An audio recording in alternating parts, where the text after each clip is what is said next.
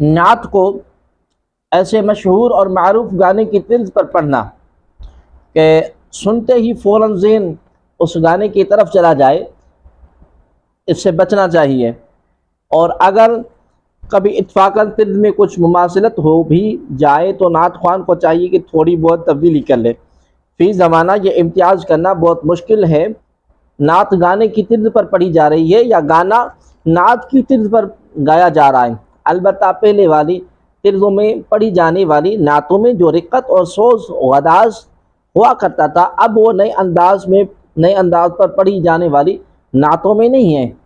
نعت پاک کو گانوں کی طرز پر پڑھنا یا پھر سننا دونوں جائز نہیں۔ اسی طرح اگر نعت کے ساتھ موسیقی تو نہیں لیکن وہ ہے گانے کی طرز پر، تو جب اس نعت کو سنا جائے گا تو وہ گانا بھی یاد آئے گا، تو نعت کے ساتھ ساتھ دماغ میں گانا بھی بج رہا ہوگا، تو کیسی بری بات ہے بلکہ یہ نعت کی توہین ہے۔ اور فساق کے ساتھ مشابہت کی بات بذات خود ایک مستقل جرم ہے۔ امام احمد رضا خان فاضل بریلوی رحمۃ اللہ تعالی علیہ ارشاد فرماتے ہیں، نعت سادہ خوش الحانی کے ساتھ ہو، گانوں کی طرز پر نہ پڑھی جائے۔ بحوالہ فتویٰ رضویہ جلد نمبر 23 صفحہ نمبر 363۔ لہذا ہمارے لیے ضروری ہے کہ نہ ہم گانوں کی طرز پر نعت پاک پڑھیں اور نہ سنیں، کیونکہ یہ فعل جائز نہیں ہے۔ بہرحال موجودہ دور میں سب نعتیں گانوں کی طرز پر پڑھی جاتی ہوں یہ ضروری نہیں، کیونکہ یہ بھی تو ممکن ہے کہ گلوکار نعتوں کی طرز پر گانے گاتے ہوں۔ لہذا موجودہ دور میں پڑھی جانے والی سب نعتوں کو گانوں کی طرز پر کہنا اور نعتیں سننے سے بچنا یا بچنے کے لیے کہنا خود کو نعت خوانی کی برکتوں سے محروم کرنے کے ساتھ ساتھ دوسروں کو نعت خوانی سے متنفر بھی کر سکتا ہے۔ نعتوں کا گانوں کی طرز پر ہونے کے وساوس بھی انہیں کو آئیں گے جو گانے سننے کے شوقین ہوں گے۔ جو سرے سے گانے ہی نہیں سنتے ان کے لیے یہ ہر طرز نعت ہی کی طرز ہوگی۔ لہذا ان وساوس کی بنا پر نعتیں سننا چھوڑنے کے بجائے گانے چھوڑنے میں عافیت ہے۔ نعت شریف پڑھنے اور سننے والا سرکار دو عالم صلی اللہ علیہ وسلم کی تعریف و توصیف ہی کی نیت سے اسے پڑھتا اور سنتا ہے، نہ اس لیے کہ وہ کسی گانے کی طرز پر ہے۔ نبی کریم صلی اللہ علیہ وآلہ وسلم نے قرآن کریم کو گانے کی دھن کے مطابق پڑھنے سے منع فرمایا اور ایسا کرنے والوں کی مذمت فرمائی۔ بحوالہ المعجم اوسط طبرانی حدیث نمبر 7223۔ اس حدیث سے یہ رہنمائی ملتی ہے کہ نعت کو جو ایک عبادت ہے، گانے کی طرز پر نہیں پڑھنا چاہیے۔ البتہ کسی گانے کی دھن کو نقل کرنے کے بجائے صرف آواز اچھی کر کے اتار چڑھا کے ساتھ پڑھا جائے اور اس میں کسی قسم کی موسیقی وغیرہ کا استعمال نہ ہو، جیسا کہ عام طور پر اشعار پڑھے جاتے ہیں، تو جائز ہوگا۔ گانے کی طرز پر نعت پڑھنا اور سننا منع ہے۔ اس سے یہ مراد نہیں کہ عربی اوزان اور عربی بحور پر اشعار یا نعت پڑھنا منع ہے، بلکہ مطلب یہ ہے کہ جان بوجھ کر اپنے ارادہ اور اختیار سے کسی معروف گانے کے وزن قافیہ، حمدیہ، نعتیہ اشعار بنا کر گانے کی طرز پر پڑھنا، جس سے عام لوگوں کا ذہن اس گانے کی طرف جائے، یا لہجے میں فن موسیقی کے قواعد کی رعایت رکھتے ہوئے اتار چڑھا کے ساتھ اشعار پڑھنا حمد و نعت کی بے ادبی اور اس کی شان کے خلاف ہے۔ اور چونکہ ایسا کرنے میں فاسق لوگوں کے ساتھ مشابہت بھی ہے، اس لیے ایسا کرنا اور بھی زیادہ قبیح ہے۔ البتہ اگر غیر اختیاری طور پر آواز کو خوبصورت بناتے ہوئے کسی گانے کی طرز بن جائے یا اس کے مشابہ ہو جائے تو فی نفس ہی جائز ہے، لیکن مشابہت سے بچنا بھی بہتر ہے۔ البتہ حمد و نعت کے اشعار پڑھنے میں خوش آوازی اور اچھی آواز پیدا کرنے کے لیے آواز میں مناسب اتار چڑھا، ترنم، آواز کو باریک کرنا اور لہرانا وغیرہ امور شرعاً مباح ہے، ان میں کچھ حرج نہیں۔ صحابہ کرام رضی اللہ تعالی عنہم نے جو عربی اشعار پڑھے ہیں وہ گانے کے طرز پر نہیں پڑھے۔ ان حضرات سے اس چیز کا گمان بھی نہیں ہو سکتا۔ وہ حضرات طبعی اور فطری انداز اور طرز اشعار پڑھا کرتے تھے۔ وہ ترنم سے پڑھنا بھی ان حضرات سے ثابت ہے، لیکن ان اشعار میں نہ کوئی موسیقی ہوتی تھی اور نہ کوئی ساز وغیرہ۔ اب وہ اشعار بحور پر، عربی بحور پر ہوں، اس میں کوئی حرج نہیں۔ تفسیر قرطبی میں ہے کہ فَأَمَّا ابتدعه صوفیۃ اليوم فی الادمان علی سماع الاغانی آلات المطربۃ من الشبابات والمعازف والاوتار فحرام، بحوالہ تفسیر قرطبی جلد نمبر 14 صفحہ نمبر 40۔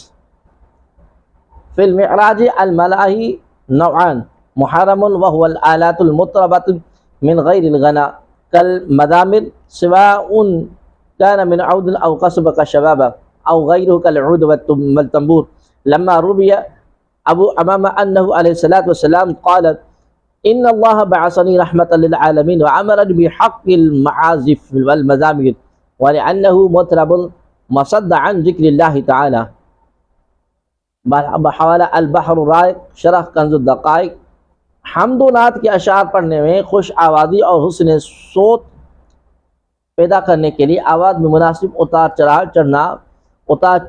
چڑھا ترنم، آواز کو باریک کرنا اور لہرانا وغیرہ امور شرعاً مباح ہیں، ان میں کچھ حرج نہیں، لیکن جان بوجھ کر اپنے ارادے و اختیار کسی معروف گانے کے ہم وزن قافیہ حمدیہ نعتیہ اشعار بنا کر اسی گانے کے طرز پر پڑھنا جس سے عام لوگوں کا ذہن اس گانے کی طرف جائے، حمد و نعت کے مقدس کام کی بے ادبی اور اس کی شان کے خلاف ہے، اور چونکہ ایسا کرنے میں تشبہ بالفساق بھی ہے، اس لیے اور بھی زیادہ قبیح ہے، جس سے اجتناب کرنا ضروری ہے۔ البتہ اگر غیر اختیاری طور پر آواز کو خوبصورت بناتے ہوئے کسی گانے کی طرز بن جائے یا اس کے مشابہ ہو جائے تو یہ فی نفس ہی جائز ہے، لیکن مشابہ سے بچنا بھی بہتر ہے۔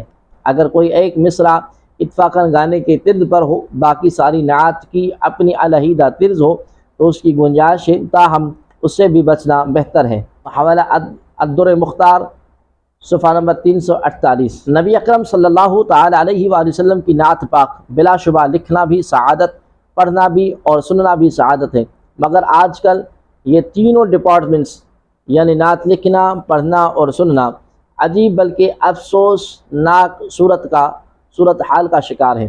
سستی شہرت حاصل کرنے کے لیے وہ لوگ نعتیہ کلام لکھتے ہیں جنہیں الفاظ و معانی کا سرے سے معلوم ہی نہیں، نعت خوان آداب سے ناآشنا اور گمشدہ گانوں کی طرز پر نعتیں پڑھتے ہیں، اور سننے والے عاشقان بھی عجیب انداز میں داد دیتے ہیں۔ تینوں میں سب سے زیادہ خراب کام نعت خوان حضرات نے کیا ہے۔ کئی تو ایسے ہیں کہ شاعروں سے مخصوص گانوں پر کلام لکھواتے ہیں۔ صرف ایک مثال شہباز قمر فریدی کی دیکھ لیں، بہت مشہور ہیں، ٹی وی اور محافل پر اکثر جلوہ افروز ہوتے ہیں۔ اس نوجوان نے انڈین اور پاکستانی گانوں اور غزلوں پر اچھی خاصی ریسرچ کر کے ان کی طرز پر نعتیں پڑھنے عادت بنا لیا ہے، اور ذرا غور کیجئے نوری مکھڑات زلفاں نکالیاں کی طرز نور جہاں کے گانے، تو میرا یار میرا پیار میرے ہاں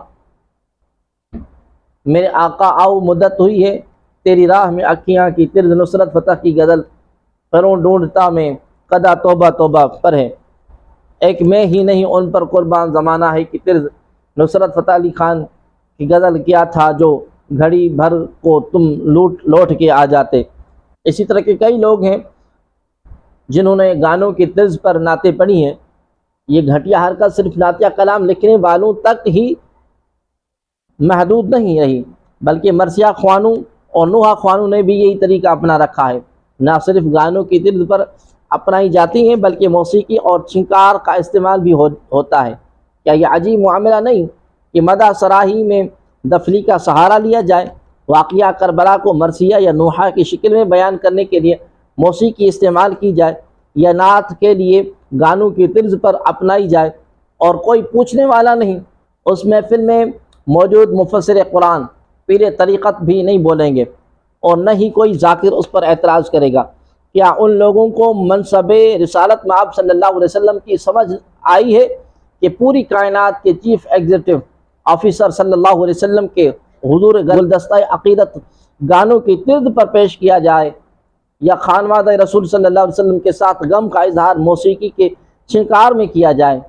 دیکھنا یہ ہے کہ اس کی ذمہ داری کس پر ہے، اس کے تدارک کے لیے کیا کرنا چاہیے۔ حضرت حسان بن ثابت رضی اللہ تعالی عنہ بارگاہ رسالت میں آپ صلی اللہ علیہ وسلم کے پہلے باقاعدہ نعت خوان ہیں۔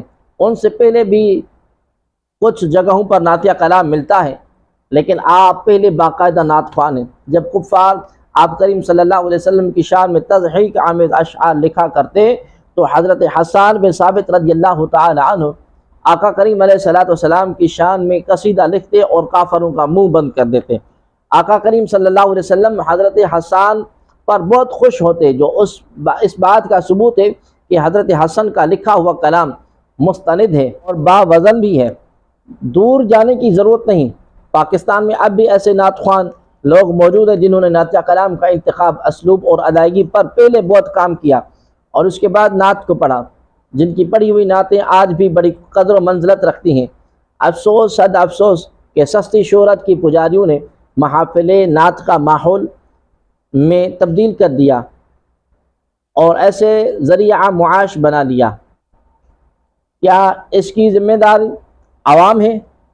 زیادہ تر لوگوں کو معلوم ہی نہیں ہوتا کہ نعت یا مرثیہ کسی خاص گانے کی طرز پر ہے۔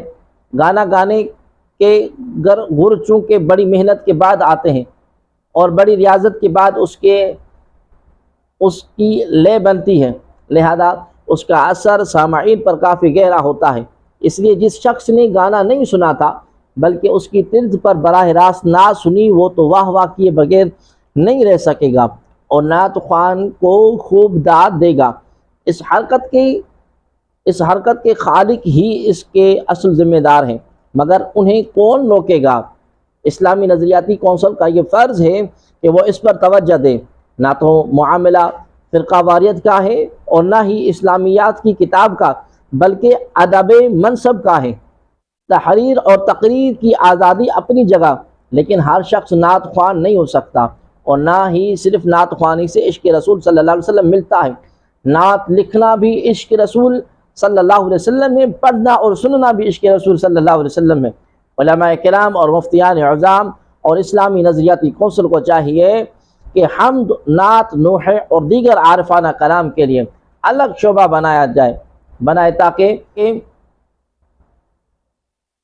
لا یعنی اور نچلے درجے کی حرکتوں پر قابو پایا جا سکے۔ آج کل کی اکثر نعتوں کے لے گانوں کی طرح ہوتی ہے۔ یہی سبب ہے کہ ان نعتوں کو پڑھنے والے اور انہیں سننے والے بھی اس طرح ہاتھ لہراتے ہوئے جھومتے ہیں جس طرح کسی میوزیکل پروگرام کے شرکا کرتے ہیں، کیونکہ ان کے جذبات پر اس لے کا ایک خاص اثر ہو رہا ہوتا ہے۔ صاف لگتا ہے کہ یہ لوگ بمشکل اپنے آپ کو رقص کرنے سے روک رہے ہیں۔ پھر سب سے بڑھ کر میوزک کا تعصب دینے کے لیے اللہ تبارک و تعالیٰ کے نام کو جس طرح استعمال کیا جاتا ہے، وہ سر تاثر رب کے بابرکت نام کی بے حرمتی ہے، مگر بدقسمتی سے یہاں کسی کو اللہ سے دلچسپی نہیں، اس لیے یہ توہین نظر نہیں آتی۔ کسی کو ہماری بات کی سنگینی کا اندازہ کرنا ہے تو ان نعت والوں سے فرمائش کریں کہ اللہ کے نام کی جگہ رسول اللہ صلی اللہ علیہ وسلم کا نام استعمال کر اور آپ کے مبارک نام کے ذریعے سے میوزک کی آواز کا تاثر دینے کی کوشش کریں۔